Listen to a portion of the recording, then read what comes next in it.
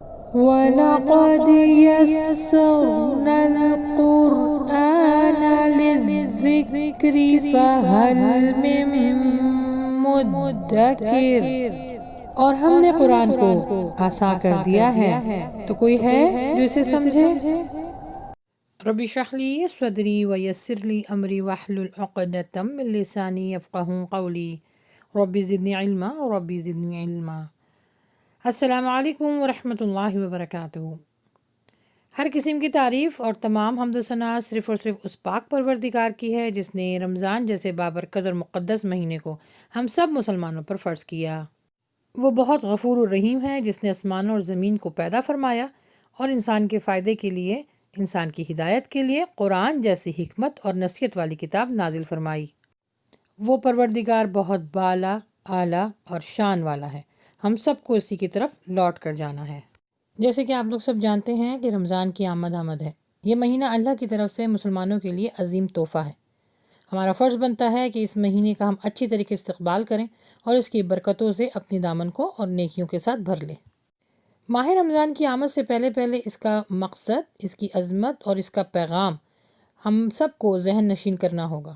ماہ رمضان جیسے ہی آتا ہے بہت ساری چیزیں ذہن میں آتی ہیں، لیکن سب سے اول ترین چیز جو ذہنوں میں آتی ہے وہ ہے دورہ قرآن، اور ایک عجیب قسم کی ریس لگ جاتی ہے کہ کسی نے ایک دفعہ قرآن پڑھا تجوید کے ساتھ، کسی نے 2 پڑھا، 3 پڑھا۔ اس طرح قرآن مجید کو نہیں پڑھنا ہے۔ قرآن مجید کو جو اس کا اللہ سبحانہ تعالیٰ نے جس طرح اس کا نزول کیا ہے، جیسے اس کا حق ہے سمجھ کر پڑھنا، سمجھ کر اس لیے پڑھا جاتا ہے تاکہ انسان عمل کر سکے۔ ہمیں ریس نہیں لگانی ہے، ہمیں سمجھ کر پڑھنا ہے تاکہ ہماری زندگیوں میں بدلاؤ آئے، تبدیلی آئے۔ اللہ کا 1000 بار شکر ہے کہ اس نے ہم کو ایک دفعہ پھر اس بابرکت مہینے کی رحمتوں اور برکتوں کی سعادت سمیٹنے کی توفیق عطا کر رہا ہے۔ تو اس حسین موقع سے فائدہ اٹھاتے ہوئے جنت کے اعلیٰ مقام تک پہنچنے کے لیے انشاءاللہ کوشش ہمیں یہ کرنی ہوگی کہ اس مہینے ہم اپنی ساری توجہ قرآن کی طرف لگائیں۔ لیکن جنت میں اعلیٰ مقام پانے کے لیے، اللہ کو راضی کرنے کے لیے اور نبی صلی اللہ علیہ وآلہ وسلم کی امتی ہونے کا حق ادا کرنے کے لیے ہمیں مومن بننا ہوگا، کچھ کام کرنا ہوگا، کچھ محنت کرنی ہوگی، کچھ توجہ لگانی ہوگی، کچھ کام کو چھوڑنا ہوگا، کچھ اچھی عادتیں اپنانی ہوں گی۔ بہت سارے برے معیار کو اور اللہ کی رضا اور اپنے ساتھ انصاف کرتے ہوئے اس رمضان میں ہمیں داخل ہونا ہوگا، کیونکہ رمضان کا نام ہے صبر، تقوی، اللہ کو منانا اور نبی صلی اللہ علیہ وآلہ وسلم کی اتباع کرنا، اور قرآن کو سمجھ کر پڑھنا اور پڑھانا، کیونکہ یہ سنت ہے نبی صلی اللہ علیہ وآلہ وسلم کی اور حضرت جبریل امی کی۔ جب قرآن پورا 23 ایئرز میں مکمل ہو کر دنیا پر اتارا گیا تو اس کے بعد ہر سال حضرت جبریل امی اللہ کے حکم سے نبی صلی اللہ علیہ وآلہ وسلم کو دورہ قرآن کروانے آیا کرتے تھے، اور جس سال نبی صلی اللہ علیہ وآلہ وسلم کا وصال ہونا تھا تو اس سال حضرت جبریل امی 2 بار آئے اور آ کر نبی صلی اللہ علیہ وآلہ وسلم کو دورہ قرآن کروایا۔ تو حدیث کے الفاظ ہیں کہ نبی صلی اللہ علیہ وآلہ وسلم سمجھ گئے کہ اب میرا بلاوا آنے والا ہے۔ تو ہم کو بھی اپنی زندگی کے سارے معاملات، سارے عمل ایک ایک لمحہ یہ سوچ کر گزارنا چاہیے کہ پتہ نہیں ہمارا بلاوا کب آ جائے، اور ہو سکتا ہے یہ میری آخری نماز ہو، آخری رمضان ہو۔ تبھی ہماری زندگی میں خوشی اور خضوع پیدا ہوگا، جو بہت ضروری ہے۔ رمضان میں داخل ہونے سے پہلے ہمیں اپنی نیتوں کو خالص کرنا ہوگا، چیک کرنا ہوگا۔ نیت کے بغیر کوئی بھی عمل بیکار ہے، برباد ہے، خراب ہے۔ نبی صلی اللہ علیہ وسلم کی جو حیات طیبہ ہے، سنت ہے، اس کو ہمیں زندہ کرنا ہوگا، کیونکہ میرے نبی صلی اللہ علیہ وآلہ وسلم نے فرمایا کہ جس نے میری سنت کو زندہ کیا اور اس پر عمل کیا وہ جنت میں میرے ساتھ ہوگا۔ تو آئیے نبی صلی اللہ علیہ وآلہ وسلم اور حضرت جبریل امی کی سنت کو زندہ کرتے ہیں دورہ قرآن کی شکل میں۔ انشاءاللہ یہ سفر بہت خوبصورت اور آسان ہوگا۔ الحمدللہ اللہ کی توفیق سے پہلی بار 2026 میں الرحمن اکیڈمی آن لائن، جو میری اور آپ کی اکیڈمی ہے، اس سال اپنی بھرپور کوشش اور مخلصانہ محنت کے ساتھ آپ کی خدمت میں ایک نئے انداز کے ساتھ دورہ قرآن لے کر اردو میں حاضر ہو رہی ہے۔ تو آپ سب سے درخواست ہے کہ اس کو دوسروں کے ساتھ شیئر بھی کیجیے، یعنی اس کار خیر میں حصہ لیجیے۔ یہ دورہ قرآن بہت آسان اور مختصر فارم میں ہوگا، بس دعا یہی ہے کہ اللہ سبحانہ تعالیٰ ہماری زندگی تک اس کو مکمل کروا دے۔ میں سمجھتی ہوں دورہ قرآن شروع کرنے سے پہلے کچھ چیزیں ایسی ہیں جن کو جاننا بہت ضروری ہے، جیسے سب سے پہلے کہ دورہ قرآن ہے کیا، اس کا کیا مطلب ہے، کیوں کرنا چاہیے ہر سال۔ پھر یہ کہ دورہ قرآن کیا ہر سال کرنا فرض ہے، سنت ہے، دورہ قرآن کا طریقہ کیا ہے، اور دوسرا یہ کہ دورہ قرآن کرتے وقت کن کن چیزوں کو خیال رکھنا چاہیے، اور پھر یہ ساتھ ساتھ کہ دورہ قرآن ایکچولی کروائیں کیسے، اور لوگوں کو قرآن کی طرف زیادہ سے زیادہ کیسے راغب کریں، مطلب یہ کہ دورہ قرآن کے لیے لوگوں کو کیسے جمع کریں اور کس طرح بیان کرنا چاہیے کہ جیسے حضرت جبریل امی کیا کرتے تھے، اور نبی صلی اللہ علیہ وآلہ وسلم کی حدیث ہے، حضرت عائشہ سے بلکہ مروی ہے کہ نبی صلی اللہ علیہ وآلہ وسلم چلتا پھرتا قرآن تھے۔ تو کس طرح ہونا چاہیے چلتا پھرتا قرآن، اس سے کیا مراد ہے، اور قرآن خاص طور پر جب دورہ قرآن آپ کروا رہے ہوتے ہیں تو جس طرح انہوں نے بیان کیا اور پھر اس پر انہوں نے عمل کیا، تو بیان کرنے والے کے اوپر بھی یہی ہے کہ اتنے آسان طریقے سے اور اتنے احسن طریقے سے اپنی بات کو ڈیلیور کرے تاکہ سامنے والے کے دل و دماغ میں وہ بات آسانی سے بیٹھ جائے، اور جب بیٹھے گی تو اس کے لیے اس پر عمل کرنا آسان ہو جائے گا۔ اور آخر میں یہ سوال کہ کیا ہر سال دورہ قرآن کا اہتمام کرنا ضروری ہے؟ تو آئیے جانتے ہیں۔ اللہ سبحانہ و تعالیٰ سورہ قمر آیت نمبر 17 میں فرماتے ہیں وَلَقَدْ يَسَّرْنَا الْقُرْآنَ لِلذِّكْرِ فَهَلْ مِن مُدَّكِرٍ، اور ہم نے قرآن کو نصیحت کے لیے آسان کر دیا ہے، تو کوئی ہے جو نصیحت حاصل کرے۔ اس نصیحت کا مطلب ہے کہ علم اور عمل، جو لوگ اس کتاب کو پڑھیں گے خالص نیت کے ساتھ تو یقیناً ان کے لیے عمل کرنا آسان ہو جائے گا۔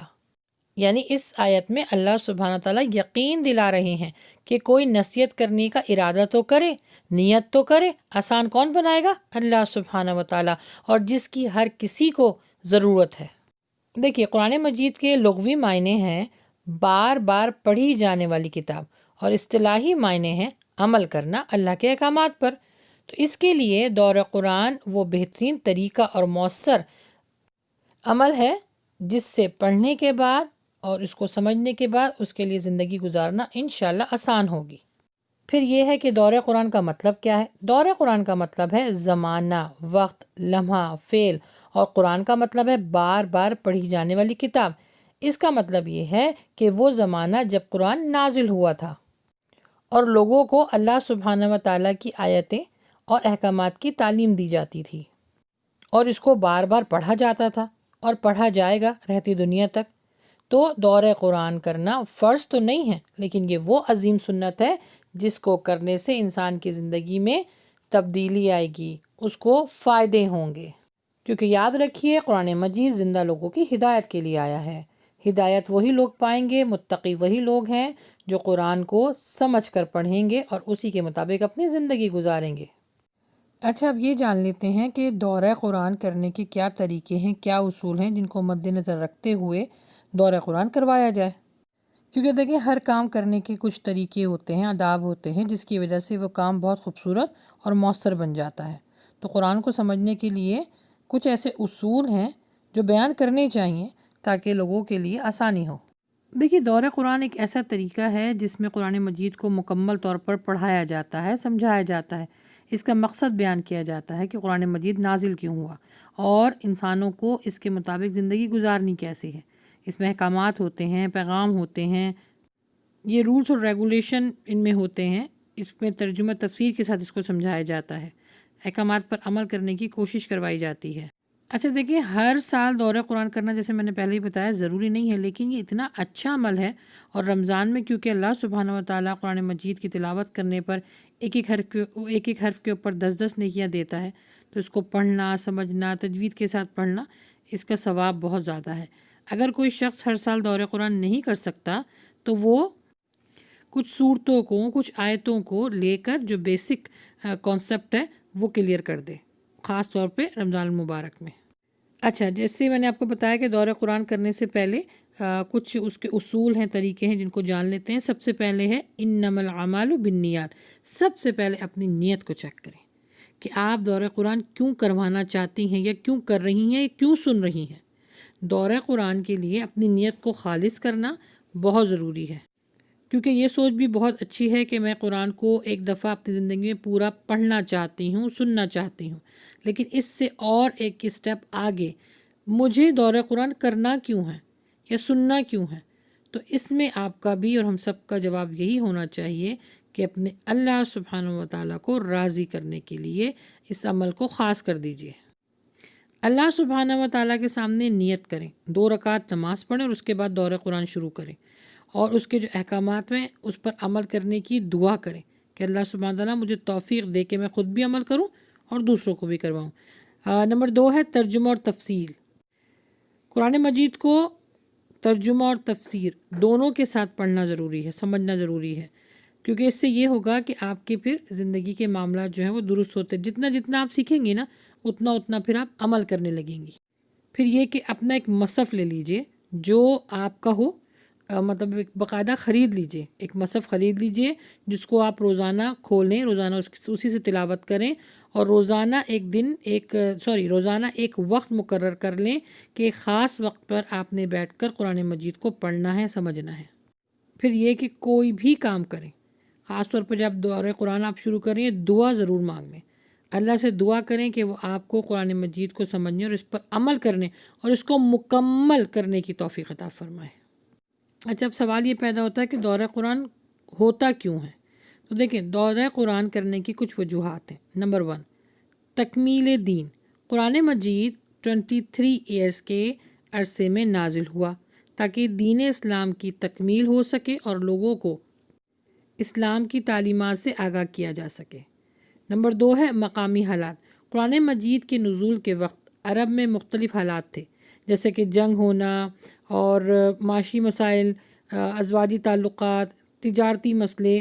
دورہ قرآن نے نبی صلی اللہ علیہ وآلہ وسلم کو ان حالات کے مطابق احکامات نازل کرنے کی اجازت دی، کیونکہ جب بھی نبی صلی اللہ علیہ وآلہ وسلم پہ کوئی بھی سچویشن آتی، چاہے وہ خوشی کی ہو، غمی کی ہو، تو جو معاملات ہوتے وہ قرآن سے اس کا حل دکھاتے کہ قرآن اس بارے میں یہ ہمیں گائیڈ کر رہا ہے، یہ ہدایت دے رہا ہے۔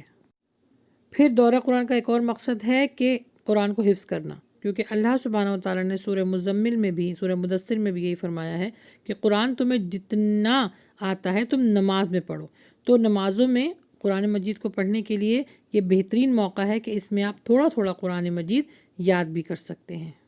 پھر ہے تفسیر اور تشریح۔ دورہ قرآن نے قرآن مجید کی تفسیر اور تشریح کو بھی آسان بنایا ہے، کیونکہ لوگوں کو آیت کے معنی اور مفہوم کو سمجھنے میں مدد ملتی ہے۔ تو ان سب وجوہات سے پتہ چلا کہ دورہ قرآن اللہ کی حکمت اور رحمت کا ایک پہلو ہے، ایک اہم پہلو ہے۔ اچھا، اب یہ جان لیتے ہیں کہ دورہ قرآن کے بنیادی طریقے کیا ہیں۔ نمبر 1، تلاوت کے ساتھ قرآن مجید کو پڑھنا۔ روزانہ ایک مخصوص مقدار میں قرآن کی تلاوت کی جاتی ہے۔ عام طور پر رمضان میں 1 پارہ روزانہ پڑھایا جاتا ہے۔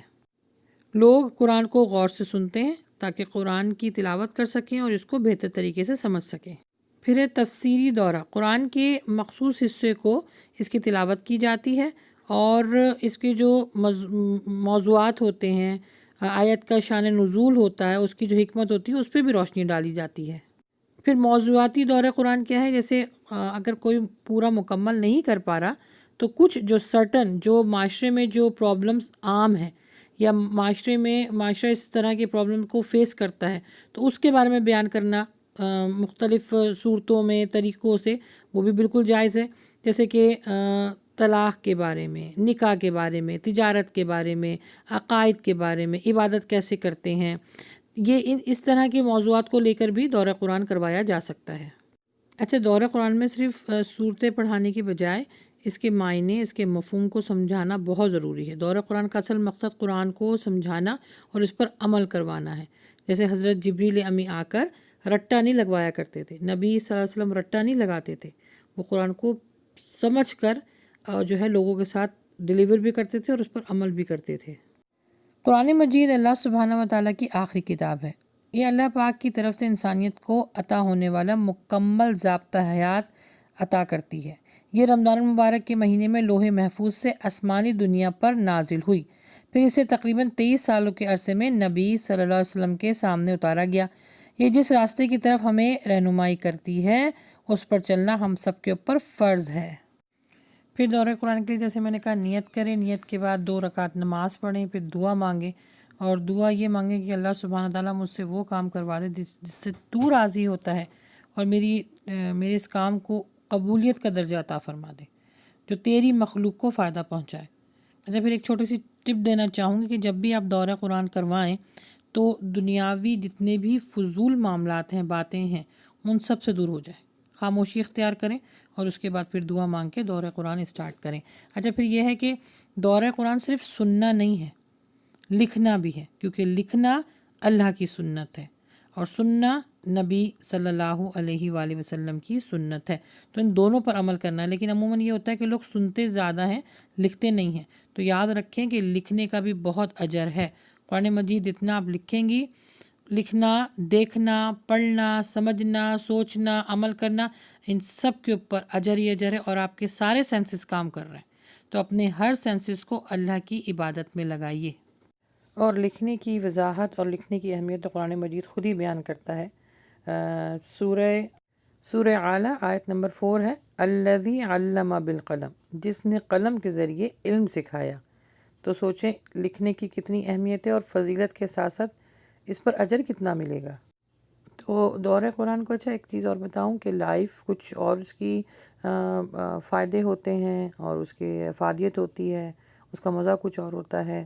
جو آن لائن کروائی جاتے ہیں اس کے ایک الگ ریکوائرمنٹس ہوتی ہیں، اس کا ایک الگ فائدہ ہوتا ہے، لیکن ایسا نہیں ہے کہ آپ آن لائن کر رہے ہیں تو آپ کو مزہ نہیں آئے گا یا آپ کو سمجھ میں نہیں آئے گا، بلکہ آن لائن تو یہ ہوتا ہے کہ آپ اپنے وقت کے حساب سے جو ہے آپ اس کو سن رہے ہوتے ہیں، لیکن ان پرسن بھی اگر آپ جا رہے ہیں تو ایک ایک قدم چلنے پہ بھی ہزاروں نیکیاں ہیں، تو دونوں طریقے سے فائدہ ہے۔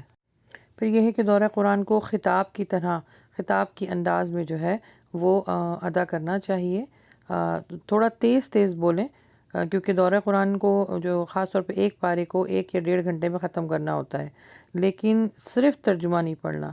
قرآن مجید کی کچھ آیتیں بھی پڑھنی ہیں، لیکن آیتوں کو پڑھتے وقت عربی کا بڑا خیال رکھنا ہے، تجوید کا بڑا خیال رکھنا ہے، کیونکہ اگر آپ نے تجوید کا خیال نہیں رکھا، اس کو مجہول طریقے سے پڑھا، تو ویسے بھی آپ ترجمہ بتا رہی ہیں، اور اگر آپ نے تجوید کو مد نظر رکھ کے قرآن مجید کو نہیں پڑھا تو زیر زبر پیش کی جب غلطی ہوگی تو وہ معنوں کو تبدیل کر دے گی، تو اس کا بہت خیال رکھنا ہے۔ پھر دوسرا یہ ہے کہ جب آپ آیتوں کو پڑھیں تو جس میں اللہ کا غضب ہے، غصہ ہے، عذاب کی بات ہے، تو اس کو اسی طرح بیان کریں، خوف کے ساتھ، ڈر کے ساتھ، امید کے ساتھ کہ اللہ سبحانہ تعالیٰ معاف فرمائے گا۔ جب تذکرہ آئے خوشی کا، جنت کا، نعمتوں کا، تو اس کا انداز بیاں بھی مختلف ہو، محبت کے ساتھ ہو۔